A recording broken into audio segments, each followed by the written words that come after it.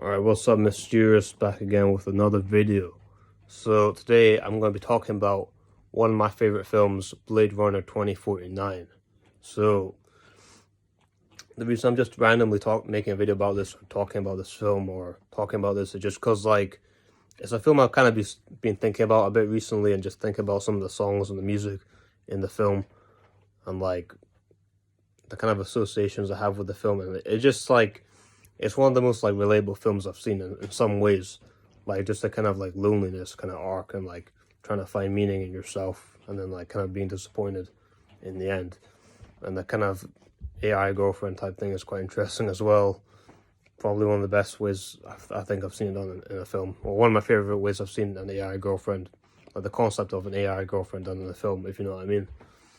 And to me, this is a film where it's sorry, my I just got a notification saying our battery is at 10%, so the video might just pause, but we move.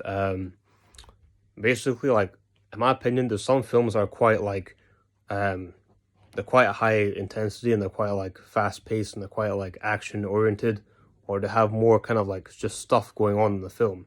And it's not like a film where it's not a film where you're more kind of relaxing to. It's a film where you're kind of more awake and open to with your eyes and with your mind. But with Blade Runner 2049, I feel like this is a film where you can kind of just relax and chill with, and just have a drink, or have some popcorn, and just relax and be half asleep almost, and just enjoy it, you know what I mean? It's not a film where you have to be I mean, to understand the plot, you have to kind of think a bit more about it. You have to think a bit more critically. But in my opinion, it's a film where it's I can just watch it almost as if it's a meditation, almost as if it's some relaxing, therapeutic meditation video I found on YouTube or some shit like that. Because just the way the film looks, and the cinematography, and you know, it's quite a calm film for me in a lot of ways. And I just like looking at the scenery, and some of the CGI and stuff. I just find it quite a chill film, if I'm tired or something. And it's good. It's a good film to watch with friends, I think, or a girlfriend or something. But it is probably in my top 5, top 10 films. And I can't even explain exactly why, but I just find the film relatable, with the main character and stuff, and even the ending with Wallace and Deckard, that kind of interaction, that whole scene. I thought it was very, very good, very well done. You know what I mean? And I do find the film kind of emotional, quite emotional in a lot of ways. You know, it's not really an action film. If you saw the trailer and you saw the posters and stuff, you might before the film came out, you might have thought it's a big action film or something. It's not really. It's a sci-fi film. You know what I mean? It has this kind of sci-fi noir aesthetic to it in a way, and it's very, very different from the first one. Very different from the first Blade Runner. But yeah, I mean, the memory center scene is probably my favorite scene. But I mean, there's something interesting about that scene as well. Yeah, there's something interesting about that scene. I find that scene quite relatable as well. I don't want to spoil the film, even though it's already been out for ages. I just want to talk about how I feel about the film, and want to convince more people to kind of watch it, because it's quite unique. Because The Dark Knight, for instance, that's a film where it's quite action packed. No, well, kind of action packed, and it's quite fast paced and stuff, and there's a lot going on. But this film is more chilled out, more kind of mellowed out, more relaxing. And I can watch this film almost any day. It's just it's just a vibe, you know what I mean? It just has this cool aesthetic, the way they use, the use of colors and stuff, and the kind of neon, more kind of neon colors and stuff, and the kind of oranges, pinks and stuff, and blues. I quite like it, you know what I mean? But yeah, it's just one of those films, you know what I mean? But yeah, I think that might be everything I have to say. But it is a bit of a long film. It's 2 hours and 40 minutes. It's not 3 hours long, but it's 2 hours 40 minutes. Still kind of long, but still something else I recommend quite a bit. You know what I mean? The soundtrack's quite good.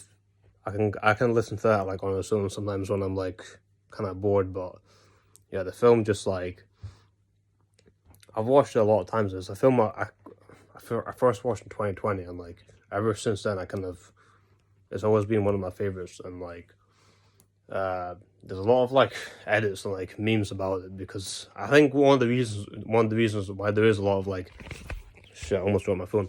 I think one of the reasons why like there is a lot of like edits, like memes about it, is because it is kind of a relatable film, and like for a lot of guys, like they do find it hard, or like men as a whole find it hard nowadays to like get a girlfriend or and stuff, and like are quite like not antisocial, but like quite introverted and like don't talk a lot, a bit like the main character and stuff. So it's quite like it is actually like genuinely relatable. Like I'm not just saying that as a joke, like to copy the meme, but like it is genuinely like a film where you think, oh, that's like very similar to my life in a lot of ways, or like that's like very much the way I act, or that's how I feel. Like even like when he says like when Joe says in the film, like, or not him, but like when the like fucking prostitute is like, oh, you don't like real girls because he likes basically his AI girlfriend. It's like it's almost like he's gone to the point where he's just like fed up of like real girls. He just wants to have his like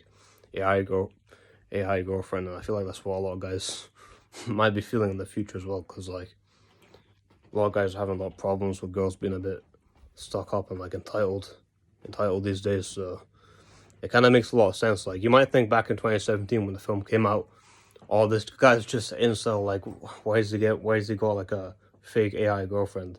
But like the more we go into the future, the closer we get to 2049, the more like realistic, the more like real that seems, the more like likely that actually seems. You know what I mean?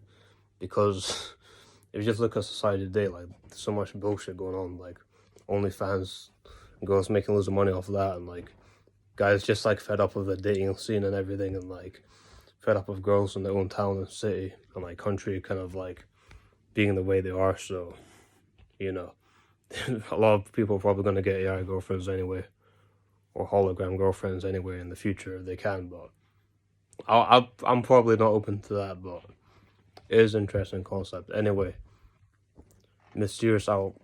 Let me know if you want to see any more reviews, or hear any more reviews, or my thoughts on any films, because I can make some more videos if I want. Anyway, see you all later.